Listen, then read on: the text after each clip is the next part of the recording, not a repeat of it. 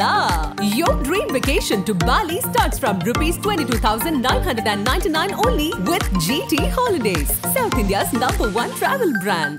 தல்லாக்குளம் எலும்பு roast, market mutton நெஞ்சு chops, Simmakkal வெங்காய குடல், விளக்குத்தூண் ஜிகிர்தண்டான்னு மதுரை உணவுகளை சாப்பிட பாண்டி பஜார் பசும்பொன் ரெஸ்டாரண்ட்டுக்கு வாங்க.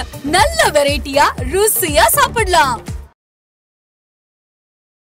நம்மலாம் வந்து ஹீரோ கூட இருக்கிற கேரக்டர் தான். ஆனால் ஹீரோக்கு வந்து எவ்வளோ ஒரு சிரமமான ஒரு சேலஞ்சிங்கான ஒரு கேரக்டர். அதை வந்து எவ்வளோ அழகாக அவங்க எவ்வளோ கஷ்டப்பட்டாலும் தான் நினைச்சதை ஸ்க்ரீனில் வர வைக்கணும் அப்படிங்கிறதுல ரொம்ப பிடிவாதமாக இருந்து டைரக்டர் ஒரு ஸ்லாங் எதிர்பார்த்துருப்பாரு. அதை தான் சொல்லி அதை கரெக்ட் பண்ணி அதை வேலை வாங்கியிருப்பாரு.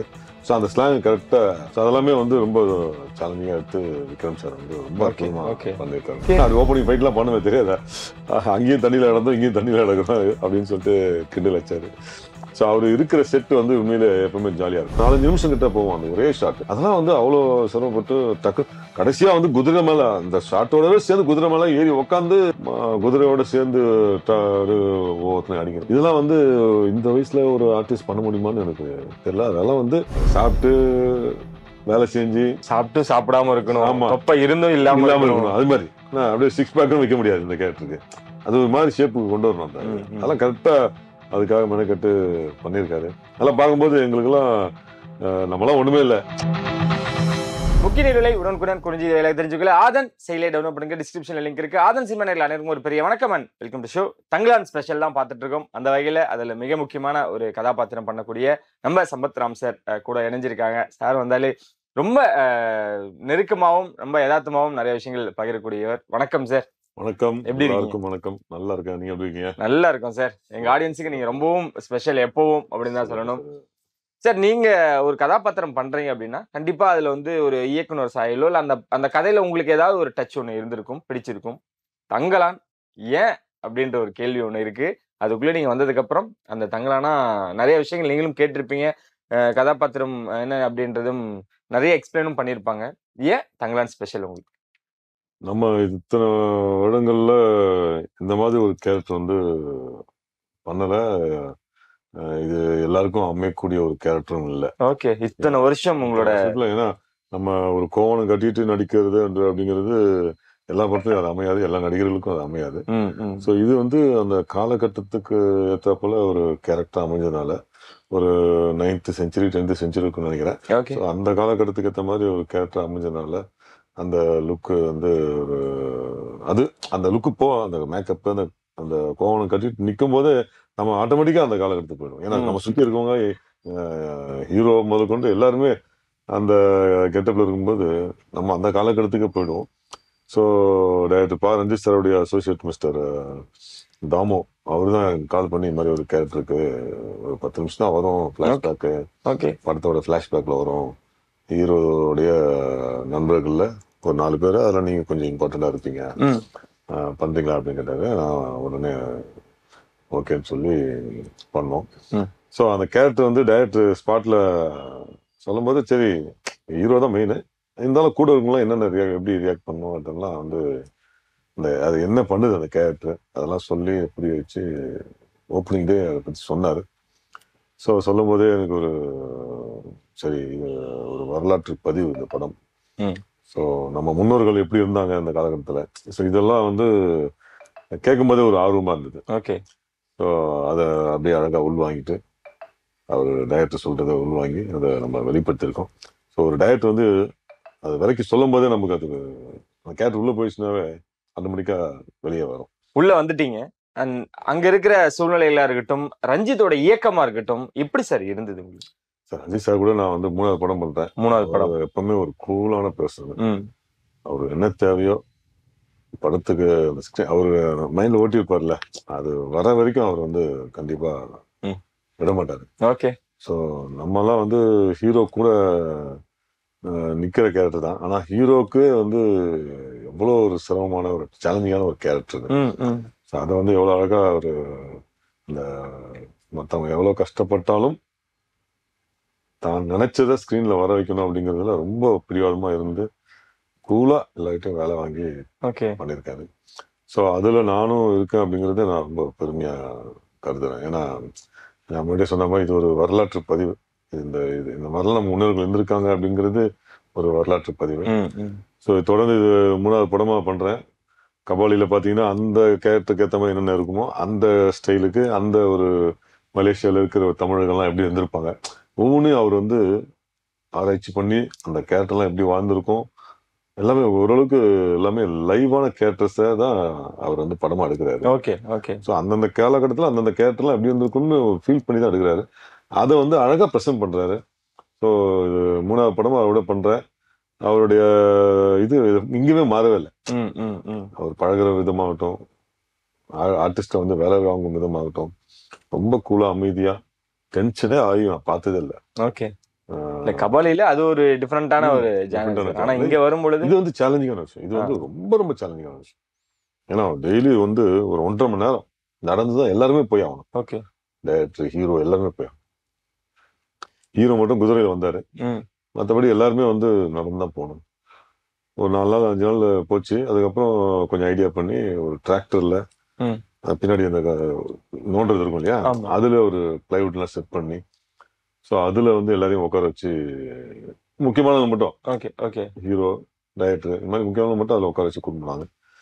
ஏன்னா அது போவாது, அந்த மண் வந்து சிக்கிக்கும். ஆத்து மணல் ஃபுல்லா மண்ணு, கல்லு, முள்ளு, எது எங்க இருக்குன்னு சொல்ல முடியாது. தண்ணியில இடுப்பளவு தண்ணி இருக்கும், அதுல நடந்து போனோம். இப்படி ஒரு 1.5 மணி நேரம் ஜேர்னி பண்ணி தான் டெய்லி ஒரு ட்ரெக்கிங் போற மாதிரி தான் இருக்கும். ஸோ இவ்வளவு சிரமப்பட்டு எல்லாரையும் கூட்டிட்டு அசம்பிள் பண்ணி ஒரு ஷூட்டிங் எடுக்குதுன்றது மிகப்பெரிய விஷயம். ஷூட்டிங் எடுத்து முடிச்சதே வந்து ஒரு பெரிய சாதனை தான் நினைக்கிறேன். ரஞ்சித் அவர்களோட தேடலும் அரசியலும் எப்படி சார் பாக்குறீங்க? ஏன்னா நம்ம கண்டிப்பா அவர் கூட இருக்கும்பொழுது அரசியல் தானா பழகிரும். அதாவது நான் பார்த்த வரைக்கும் அவர் வந்து நிறைய தேடுறாரு. நம்ம வந்து என்ன மாதிரி கதை எடுக்கலாம், என்ன அந்த கதைக்கு ஏற்ற மாதிரி அது உண்மைத்தால் அதோட உண்மைத்தன்மை எப்படி, அதெல்லாம் வந்து நிறைய ஆராய்ச்சி பண்ணி தான் ஒவ்வொரு படத்தையும் எடுக்கிறாரு. அதுக்கு பின்னாடி வந்து அரசியல் இல்லாத விஷயம் எதுவுமே இல்லை. ஆமா, எல்லாத்துலயுமே இப்போ இருக்க காலகட்டத்துல அரசியல் வந்து எல்லாத்துலயுமே இருக்கு. ஸோ அவருக்கு தெரிஞ்ச அரசியல அவர் பண்றாரு. ஸோ இதுல பொறுத்த வரைக்கும் அவர் அதான் அந்த சமூகம் அது எப்படி இருந்தது அந்த காலகட்டத்துல அப்படிங்கிறத ஆராய்ச்சி பண்ணியிருக்காரு நினைக்கிறேன். முழு கதை எனக்கு தெரியாது. நானும் உங்களை போலவே மக்கள் போலவே இது எப்படி இருக்குன்றத பார்க்கணும்ன்ற ஆர்வத்தோடு தான் காத்துட்டு இருக்கேன். ரொம்ப நாட்களா ரொம்ப வருஷங்களா நம்ம ஃபீல்ட்ல இருக்கோம். இந்த லைவ் சவுண்ட் அப்படின்ற ஒரு விஷயம் இருக்கு. அதை ஒர்க் பண்றப்ப எப்படி சார் இருந்தது? ஆக்சுவலா நான் இதான் first time live sound. Okay, first time. ஆமா, எனக்கு இதான் ஃபர்ஸ்ட் டைம். ரொம்ப என்ன சொல்றது, அனாவசியமான விஷயங்கள் எதுவும் பண்ண முடியாது. அது அந்த கேரக்டருக்கு என்ன தேவையோ அது மட்டும் தான் பண்ணணும். ஏன்னா இல்லாட்டி ஒன்மோர் போவோம். ஏன்னா லைவ் டப்பிங்கிறதுனால, லைவ் சவுண்டுங்கிறதுனால எனக்கு ஒரே இடத்துல தான் டைலாக் இருந்தது. அதனால எனக்கு பிரச்சனை இல்லை. பட் ஹீரோக்கெல்லாம் வந்து ரொம்ப டஃப்பான ஜாப். ஏன்னா நிறைய டைலாக் இருக்கு, பக்கம் லெங்தி டைலாக்லாம் நிறைய இருக்கு, நிறைய ரியாக்ஷன்ஸ் பண்ணோம். பாத்தீங்கன்னா அவ்வளவு அற்புதமா பண்ணியிருப்பாரு. அந்த ஸ்லாங் வர பிடிக்கணும். டைரக்டர் ஒரு ஸ்லாங் எதிர்பார்த்திருப்பாரு, அதுதான் சொல்லி அதை கரெக்ட் பண்ணி அதை வேலை வாங்கியிருப்பாரு. ஸோ அந்த ஸ்லாங் கரெக்டா பிடிக்கணும். ஸோ அதெல்லாமே வந்து ரொம்ப சேலஞ்சிங்கா எடுத்து விக்ரம் சார் வந்து ரொம்ப அற்புதமா பண்ணியிருக்காருன்னா. சரி, இப்போ விக்ரம் பத்தி நீங்களே தொடங்கிட்டீங்க, அவரை பத்தி நிறைய விஷயங்கள் பேசலாம். எப்படி சார் இந்த ஷூட்டிங் ஸ்பாட்ல, ஏன்னா நீங்க நிறைய நடிகர்களோட பயணிச்சிட்டீங்க, விக்ரம் அப்படின்ற வரும்பொழுது அவரு எப்படிலாம் உங்களோட? இது அவரோட நான் 3வது படம். இதுவும் 3வது படம், அதுவும் 3வது படம். 3வது படம், ஹீரோவோட 3வது படம். அருள் தூள். இப்போ இந்த படம் பாத்தீங்கன்னா அருள் தூள்லாம் பண்ணி ஒரு 20 வருஷம் கிட்ட ஆகுது. ஆமா, 20 வருஷம் மேலே இருக்கும். இப்ப பார்த்தவொன்னே என்ன சார் நான் ஞாபகம் இருக்குங்களா சார் நம்ம அருள் தூள் என்ன சம்பாத் என்ன அப்படி கேட்டீங்க, மறந்துடுமா என்ன? அது ஓப்பனிங் ஃபைட் எல்லாம் பண்ணுவேன் தெரியாதா, அங்கேயும் தண்ணியில நடந்தோம் இங்கேயும் தண்ணியில நடக்கிறோம் அப்படின்னு சொல்லிட்டு கிண்டல் வச்சாரு. ஸோ அவரு இருக்கிற செட் வந்து உண்மையில எப்பவுமே ஜாலியா இருக்கும். ரொம்ப என்ன சொல்றது, ஒரு ஃப்ரீக்கியா இந்த ரெமோ பார்த்தோம்ல நம்ம. ஆமா, அந்த ரெமோல அது காதல்லாம் இருக்கும், அது சொல்ல நானு. அந்த ஃப்ரீக்கியா இருப்பார்ல, சரி, அந்த ஃப்ரீக்கி வந்து எப்பவுமே அவரோட இயல்பான கேரக்டர் அதுதான் நான் நினைக்கிறேன். ஏன்னா ஜாலியா இருப்பாரு. ஓகே, யாரா இருக்கட்டும் அவங்களோட வந்து ரொம்ப பாகுபாடுலாம் பார்க்க மாட்டாரு. சின்ன ஆளு பெரிய ஆளு, சின்ன ஆர்டிஸ்ட் பெரிய ஆர்டிஸ்ட் இப்படிலாம் பார்த்து நான் பார்க்கவே இல்லை. எல்லாருக்குமே ஜாலியா அன்பா ஃப்ரீயா பேசியிருந்தாரு. ஓகே. ஸோ எல்லாத்த விட இந்த கேரக்டருக்காக தன்னை வந்து வருத்தி அதுக்காக மாத்திக்கிறாரு பாத்தீங்களா, அது உண்மையிலே மிகப்பெரிய விஷயம். எத்தனை நடிகர்கள் வந்து இது மாதிரி இவ்வளவு சிரமப்பட்டு, அதுவும் இந்த வயசுல 60+ இருக்கும்னு நினைக்கிறேன். ஸோ இந்த வயசுல பண்றது அப்படிங்கிறது மிகப்பெரிய ஒரு விஷயம். அதை வந்து ரொம்ப அசால்ட்டா பண்ணியிருக்காருன்னு தான் நான் சொல்றேன். அவர் அவ்வளவு சிரமப்பட்டு பண்ணியிருக்காரு. அதை வந்து சிரமமா பண்றாரு, சிரமம் எடுத்து பண்றாருன்னு நமக்கு தோணாது. ஏன்னா அவ்வளவு அசால்ட்டா ஈஸியா அது பண்ண. நமக்கே வந்து காலில் செருப்பு இல்லாம நடக்கிறதுக்கு பார்த்து பார்த்து நடப்போம். அவர் ஆக்ஷன் சொன்னவனா என்ன நடக்குதுன்னு தெரியாது. பாட்டு ஓடுவாரு, பாடுவாரு, ஃபைட். அதான் உண்மையிலே ரொம்ப ஆச்சரியமா இருக்கும். நம்மளே பார்த்து பார்த்து தான் பண்ணுவோம். இங்க கல் இருக்கா, முள் இருக்கான்னு. அவர் ஆக்ஷன் சொன்னா ஓடுவாருன்னு பார்ப்போம். அந்த மாதிரி சான்ஸே இல்லை. பேர்ல ஞாபகம் வச்சிருக்காங்க அப்படின்றீங்க. அதெல்லாம் எவ்வளவு பெரிய விஷயம் சார், இத்தனை வருஷமா. கண்டிப்பா. ஓகே, அதெல்லாம் வந்து ரொம்ப ஆச்சரியமா இருந்தது. பேரும் சொல்றாரு. நம்ம இதே மாதிரி தண்ணியில நடந்து வந்து ஃபைட் பண்ணுவேன், அதுவும் சொல்றேன். அதுதான் ஸ்டார் ஆகிறதுக்கு எல்லாமே தேவையில்ல. ஓகே. ஆனா வெளியிருந்து சிலர் சொல்லும் பொழுது ரஞ்சித் விக்ரம் அவர்களுக்கும் கருத்து வேறுபாடுகள் இந்த மாதிரிலாம் நிறைய விஷயங்கள் இருந்துச்சு. ஷூட்டிங் ஸ்பாட்லயே நிறைய விஷயங்கள் அப்படிலாம் வெளியே சமூக வலைத்தளங்களா இருக்கட்டும், நிறைய இடங்களா இருக்கு நீங்க சொல்றது. ஆனா நேர்ல பார்க்கும்பொழுது அவங்களோட அந்த கெமிஸ்ட்ரியா இருக்கட்டும் ரொம்ப நல்லா இருந்தது. ரொம்ப நல்லா இருந்தது. டைரக்டரும் ஹீரோவும் அவ்வளவு ஃப்ரெண்ட்லியா. ஆனா நிறைய டேக் மீன்ஸ் அவருக்கு டைரக்டர் கிடைக்கிற வரைக்கும் விட மாட்டாரு. அப்படியா? சோ அது வந்து நிறைய டேக்லாம் போயிருக்கு. சில ஷார்ட்ஸ்லாம் வந்து ஒரு ஃபைட் சீக்வன்ஸ்ல இங்கிருந்து அங்க ஓடணும், அங்கிருந்து இங்க ஓடணும், தண்ணியில. நார்மலா அந்த மணல நடக்கிறதே கஷ்டம். அதுல ஓடணும், அதுல தண்ணி இருக்கும், தண்ணியில ஓடணும், அதுவும் அதோட கஷ்டம். இங்கிருந்து ஒருத்தன் அங்க போவான், அங்கிருந்து ஒருத்தன் அடிக்கணும், இங்கிருந்து குதிரையில ஒருத்தன் போவான், குதிரையில அடிக்கணும், நடுவில் ஆக்ரோஷமா கத்தணும், இப்படி அப்படின்னு நாங்க எல்லாருமே சேர்ந்து அந்த ஃபைட் பண்ணுவோம். ஒரு கிளம்சியான ஃபிளைட். ஓரளவுக்கு தான் மாஸ்டர் வந்து கம்போஸ் பண்ணி வச்சிருப்பாரு. பட் அதையும் மீறி சில விஷயங்கள்லாம் வந்து ஸ்பாட்ல நடக்கும். அவங்கள மீறி சிலதெல்லாம் தப்போ ரைட்டோ நடக்கும். அதையும் ஃபேஸ் பண்ணி சேலஞ்ச் பண்ணி அதை டேக்க முடிக்கணும் கரெக்டா. யாராவது ஒரு ஆர்டிஸ்ட் வந்து கொஞ்சம் சரியா பண்ணலாம் கூட மறுபடியும் ஒன் மோர் போவோம். ஒரு 4-5 நிமிஷம் கிட்ட போவோம் அந்த ஒரே ஷாட். அதெல்லாம் வந்து அவ்வளோ சிரமப்பட்டு கடைசியா வந்து குதிரை மேல அந்த ஷாட்டோடவே சேர்ந்து குதிரை மேல ஏறி உக்காந்து குதிரையோட சேர்ந்து ஒவ்வொருத்தனை அடிக்கணும். இதெல்லாம் வந்து இந்த வயசுல ஒரு ஆர்டிஸ்ட் பண்ண முடியுமான்னு எனக்கு தெரியல. அதெல்லாம் வந்து ரொம்ப சாதாரணமா வந்து பண்ணாரு. அதுவும் காலில் ஷூ இல்லை, செருப்பு இல்லை, எதுவும் இல்லை, வெறும் காலோட அந்த குதிரையில ஏறி உட்காருதுன்றது பெரிய விஷயம். நான்லாம் குதிரையில ஏறி உட்காந்துருக்கேன். நம்ம இவ்வளத்தையும் பண்ணிட்டு அந்த குதிரை மேலே ஏறி உட்காந்து மறுபடியும் குதிரையோட சேர்ந்து ஃபைட் பண்றதுன்றது அதெல்லாம் வந்து அவ்வளவு எனர்ஜி இந்த வயசுல இருக்குதுன்னு தான் ரொம்ப ஆச்சரியமா இருக்கு. ஓகே, அந்த கெட்டப்ல அவர் பார்க்கும்பொழுது எப்படி சார் இருந்தது? முழு தங்கலானா நீங்க பார்க்கும்பொழுது எனக்கு உண்மையிலே அந்த காலகட்டத்துக்கு என்ன கொண்டு போயிடுச்சு. ஓகே, அது அந்த காலகட்டத்து நம்மள வந்து நம்மளாம் ஒண்ணுமே இல்லடா, இந்த மனுஷன் என்ன மாதிரி கஷ்டப்பட்டு அந்த கெட்டப் ஆகணும், அந்த பல்லுலாம் வந்து இதுவா இருக்கும், அதெல்லாம் அவரே பண்ணிப்பாரு. அது ஒவ்வொரு ஷாட்டுக்குமே அவரு கரெக்டா செக் பண்ணுவார். எல்லாத்தையும் வந்து அவரே செக் பண்ணி கரெக்டா இருக்கணா, இந்த லுக்கு கரெக்டா இருக்கான்னு பார்த்துப்பா. டேரக்டரும் அப்பப்போ வந்து செக் பண்ணுவாரு. முடியெல்லாம் வளர்த்து இதுல வந்து ஜிம் பாடி மாதிரிலாம் வளர்க்க முடியாது. இது ஒரு மாதிரி ஷேப்பான ஒரு என்ன சொல்றது எசக்கு பசுக்கான ஒரு உடம்பா. அந்த காலகட்டத்தில் என்ன ஜிம் போய் ஹெல்ப் பண்ணுவாங்க. ஒரு சாப்பிட்டு வேலை செஞ்சு சாப்பிட்டு சாப்பிடாம இருக்கணும், தொப்பை இருந்தும் இல்லாம இருக்கணும், அது மாதிரி ரொம்ப தொப்பையும் இருக்காது. ஆமா, அப்படியே 6 பேக்கும் வைக்க முடியாது இந்த கேரக்டருக்கு. அது ஒரு மாதிரி ஷேப்புக்கு கொண்டு வரணும். அந்த அதெல்லாம் கரெக்டா அதுக்காக மெனக்கட்டு பண்ணியிருக்காரு. அதெல்லாம் பார்க்கும்போது எங்களுக்கெல்லாம் நம்மளாம் ஒண்ணுமே இல்லை, நம்ம ஒரு சின்ன ஆர்டிஸ்ட் தான். இவ்வளவு பெரிய ஆர்டிஸ்டா இருக்காருன்னா அதுக்கு வந்து முக்கிய காரணம் ஒவ்வொரு படத்துக்கும் ஒரு கேரக்டருக்கு கொடுக்குற அந்த இம்பார்ட்டன்ஸ். எந்த ஷாட் சார் அதிகமா இத்தனை கவுண்ட் போச்சு அப்படின்னா எவ்வளவு ஷாட்ஸ் போயிருக்கு? நான் சொன்னேன் இல்லையா, அதுதான் வந்து ஒரு ஃபைட் சீக்வென்ஸ் 5-6 டேக் கிட்ட போச்சு. ஓகே, அது ரொம்ப சிரமமான ஒரு விஷயம். என்னன்னா நீங்களே யோசித்து பாருங்களேன், மணல்ல அந்த மணலை ஓட முடியாது ஃபர்ஸ்ட். சரி, அதுல அப்புறம் தண்ணியில ஓடுறது எவ்வளவு கஷ்டம். ஆமா. ரெண்டாவது எவன் எப்போ வந்து இன்ட்ராக்ட் ஆகும்னு சொல்ல முடியாது. அது ஒரு கிளம்சியான கிட்டத்தட்ட ஒரு 50-60 பேர் மேல இருக்கும், 100 பேர் கிட்ட இருப்பாங்க. சரி, வெறும் கையிலயா இல்லாத எக்யூப்மெண்ட் அந்த மாதிரி விஷயம்? எக்யூப்மெண்ட் இருக்கும், அது வேற. கையில அந்த கொம்பு அந்த காலகட்டத்துக்கு அது வேற. அடி நேச்சுரலா சப்போஸ் எவனாவது நடுவில் வந்து அஷ்டாரூபா பட்டுச்சுன்னா ரொம்ப கஷ்டமா இருக்கும். என்னதான் நீங்க வந்து ஒரு டூப் கட்ட இருந்தா கூட அடிச்சா வலிக்க தான் செய்யும். வாங்கியிருக்கீங்களா சார்?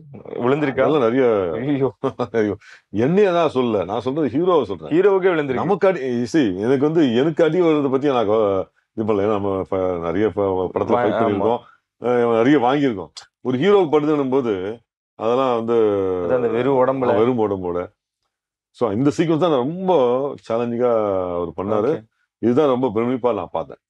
சரி, இந்த பிளாஷ்பேக் சீன் நீங்க எப்படி சார் நாங்க எதிர்பார்க்கலாம்? அந்த சீன் தரமா இல்ல வந்து இல்ல சார், அது ஒரு வார்த்தையை மட்டும் ஃபில் பண்ணிக்கலாம் சார். என்ன நடந்தது? நாங்க தரமா இருக்கும். எனக்கு இன் டீட்டெயிலா என்னால சொல்ல முடியாது, சொல்லவும் கூடாதுன்னு நினைக்கிறேன்.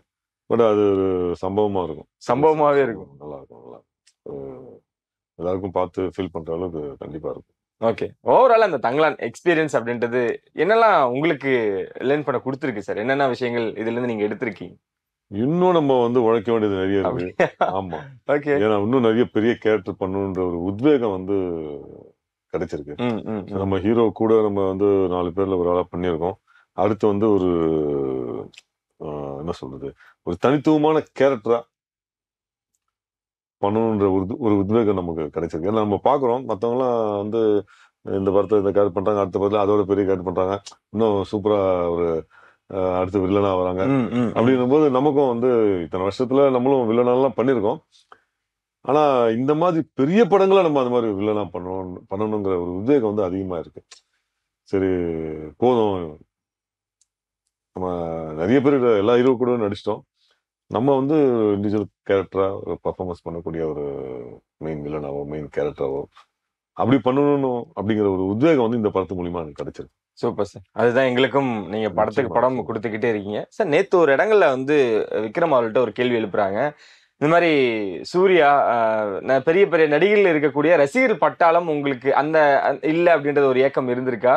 அந்த டாப் 5லயோ 4லயோ நீங்க இல்லையே அப்படின்ற ஒரு வருத்தம் இருக்கான்னு அதுக்கு விக்ரம் சார் அவர்கள் வந்து ஒரு ஆஷா ஒரு பதில் சொல்றாரு. இல்ல, எனக்கு என் ஃபேன்ஸை பத்தி நீங்க தியேட்டர்ல பார்க்க போறீங்க, எனக்கு எவ்வளவு ஃபேன்ஸ் இருக்காங்கன்னு. ஸோ இந்த கமர்ஷியல் பண்ணா மட்டும்தான் இந்த ஃபீல்ட்ல சஸ்டெயின் பண்ண முடியும்னு சிலர் நினைச்சிட்டு இருக்காங்களா சார்? அது எப்படி எடுத்துக்கிறீங்க? ஏன்னா நீங்க எல்லா படங்களும் எல்லா ஜானரும் பண்ணிட்டீங்க, எல்லா ஹீரோஸோடையும் பண்ணிட்டீங்க.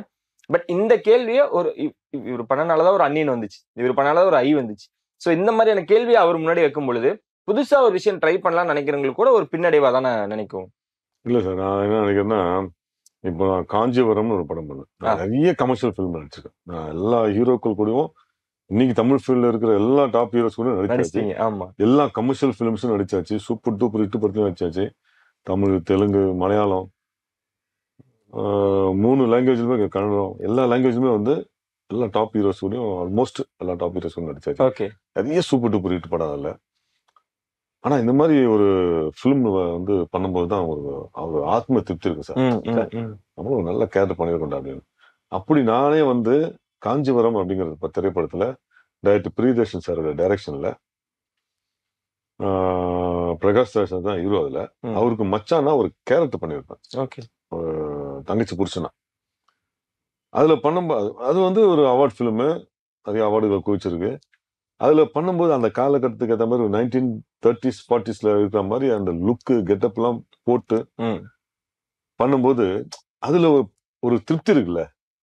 அந்த எப்பவுமே ஒரு வாழ்ந்த கேரக்டரா நடிக்கும்போது அந்த திருப்தி வந்து என்ன நீங்க பெரிய சூப்பர் டூப்பர் ஹிட் படத்துல வச்சாலும் கிடைக்காது சார். ரெண்டாவது, இந்த மாதிரி கேரக்டர் பண்றது தான் வந்து ரொம்ப சேலஞ்சிங்கு, ரொம்ப வெகு சில பேரால தான் பண்ண முடியும்.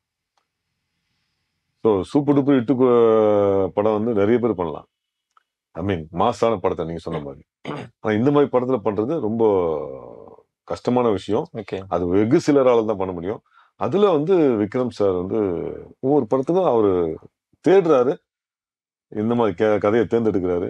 ஸோ நம்ம வந்து சேலஞ்சிங்கா எந்த கேரக்டர் எடுத்தா பண்ண முடியும்ன்ற ஒரு எண்ணத்துல இது மாதிரி பண்றாரு. ஸோ அவருக்கு வந்து ரசிகர்கள் பட்டாலும் சொல்லவே தேவையில்லை. சில பேருக்கு வந்து வெறித்தனமான ரசிகர்கள் இருப்பாங்க, சில பேருக்கு வந்து யங் பீப்புள் வந்து ரசிகர்களா இருப்பாங்க. என்னை பொறுத்தவரைக்கும் நான் என்ன நினைக்கிறேன்னா, விக்ரம் சாருக்கு வந்து குழந்தைங்க வந்து வயசானவங்க வரைக்கும் விக்ரம் சாருக்கு மிகப்பெரிய ஃபேன்ஸா இருப்பாங்க. மேபி அது ஒரு வெறித்தனமா வெளியே தெரியாம இருக்கலாம், ஆனா எல்லா தரப்பட்ட மக்களும் வந்து அவருக்கு இருப்பாங்கன்னு நான் நம்புறேன். ஸோ அதனால கண்டிப்பா தங்கலான் ஆகஸ்ட் 15 ரிலீஸ் ஆகும்போது தியேட்டர்ல குழந்தைங்க வந்து பெரியவங்க வரைக்கும் அந்த படத்தை வந்து எல்லா தேட்டர்லையும் ஹவுஸ்ஃபுல் ஆக்க தான் போறாங்க.